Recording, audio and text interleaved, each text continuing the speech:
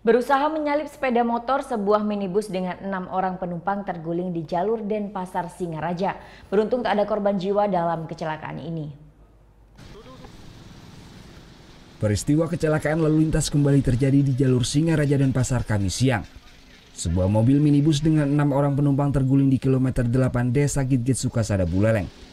Kecelakaan terjadi saat kendaraan minibus yang dikendarai oleh Made Karyasi melaju dari arah Denpasar menuju Buleleng ingin menyalip sepeda motor di depannya.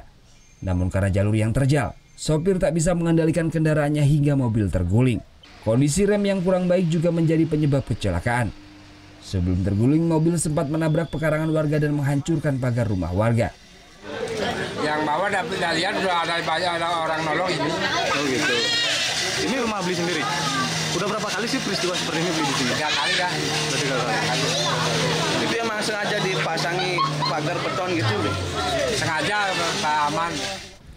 Peristiwa kecelakaan lalu lintas sering terjadi di lokasi Denpasar Singaraja, tepat di Desa Gitgit karena jalurnya yang cukup terjal. Memang di Gitgit atau wilayah Singaraja Denpasar atau daerah Buleleng Selatan ini agak rawan. Jadi kita selama ini sudah berupaya memberikan spanduk-spanduk atau himbauan. Jadi mungkin itu kita kembalikan lagi ke pengemudinya yang bersangkutan.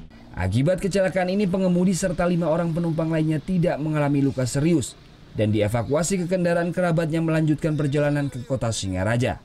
Peristiwa ini sempat membuat lalu lintas jalur Singaraja Denpasar macet. Putu Wijana melaporkan untuk NET.